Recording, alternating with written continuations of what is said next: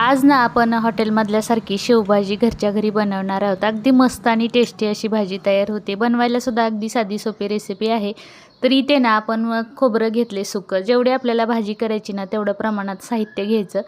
तर मला थोडीशीच भाजी बनवायची म्हणून मी इथे थोडंसं सुकं खोबऱ्याचे काप करून घेतले। थोडेसे लाल झाले की हे काढून घ्यायचे। आता यावर ना कांदा, टोमॅटो, लसूण, आलं हे सगळं भाजून घ्यायचं आहे आपल्याला।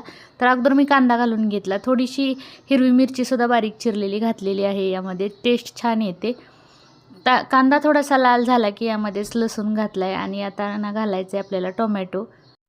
टोमॅटोच्या अशा मोठ्या मोठ्या फोडी करून घेतल्यात। टोमॅटोच्या बिया काढलेल्या नाहीत, मी प्रत्येक वेळेस टोमॅटोच्या बिया काढून घेते। पण ही शेवभाजी थोडीशी आंबटसरच असते, छान लागते। तर इथे बघा सुकं खोबरंसुद्धा आपण बारीक करून घेतले आणि इथे कांदा टोमॅटो भाजून घेतले आणि कोथिंबीरच्या काड्यासुद्धा घेतलेल्या आहेत। त्यामध्ये कोथिंबीर घेतली थोडीशी, चांगलं मिक्सरला बारीक वाटून घ्यायचं। आता कढईमध्ये ना तेल जरा जास्तच घालायचं, 2 ते 3 पळी एवढं तेल घालून घेतले। तेल गरम झालं की यामध्ये ना घालायचं आपल्याला जिरं मोहरी तडतडली, चिमूटभर हिंग घालायचं आहे। हिंग घातला की आपण यामध्ये ना आता जे बारीक करून घेतलेला मसाला आहे ते मसाला घालून घ्यायचा। मसाला चांगला मिडियम गॅसवर परतून घ्यायचा।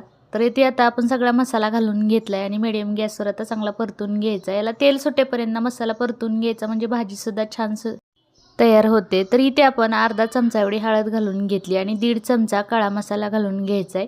जे आपल्या घरात तिखट साठवणीचं असेल ते घालून घ्यायचं आहे। तर इथे मसाला चांगला आता परतून घ्यायचा आहे आणि आता याच्यामध्ये ना थोडंसं आपल्याला गरम पाणी घालून घ्यायचं आहे। गरम पाणीसुद्धा मी दुसऱ्या गॅसवर करत ठेवलं आहे। मिक्सरमध्ये ना आपण मसाला वाटून घेतला होता, त्यामध्ये 2 पळी एवढं गरम पाणी घातलं आणि हेच मसाल्यात घालून घ्यायचं आहे। आता हे मसाला जो आहे तर यामध्ये अजून थोडंसं गरम पाणी घातलं आणि चांगला मसाला शिजू द्यायचा। छान तेल सुटलं जातं आणि भाजीसुद्धा छान तयार होते। हे बघा मस्त भाजीला तेल सुटलेलं आहे। आता हे चांगलं परतून घ्यायचं आणि आपल्याला ना जेवढं रस्सा बनवायचा आहे तेवढं गरम पाणी घालून घ्यायचं। पण प्रत्येक वेळेस ना आपण गरम पाणीच घालायचं, थंड पाणी घातलं तर भाजीची टेस्टसुद्धा जाते। छान मसाला परतलेला आहे। आता आपण याच्यामध्ये पाणी घालून घेऊया। परत मी अर्धी वाटी एवढं पाणी घालून घेतलं आहे आणि परत थोडासा मसाला मी 2 मिनटं शिजू देणार आहे। तर परत झाकण ठेवून मसाला शिजू द्यायचा आहे। बघा मस्त तरी अशी आलेली आहे याला। तर आता यामध्ये बारीक चिरलेली कोथिंबीर घालून घेतली।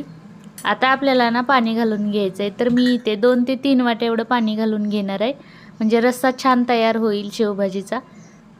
कांदा आणि लसूण खोबरं हे आपण परततानाच ना मीठ घालून घेतलं होतं, व्हिडिओ स्किप झाला होता मीठ घालते वेळेस।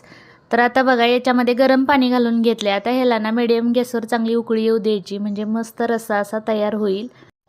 भाजीला मिडियम गॅसवर चांगली उकळी येऊ दिली, गॅस बंद केला। आता एका वाटीमध्ये ना आपण रस्सा काढून घेऊया आणि त्यावर शेव घालून घ्यायची। ही भाजी ना तुम्ही चपाती, भाकरी किंवा नुसतीसुद्धा खाऊ शकता, पण पावासोबतसुद्धा अगदी मस्तच लागते। व्हिडिओ आवडला असेल तर लाईक करा।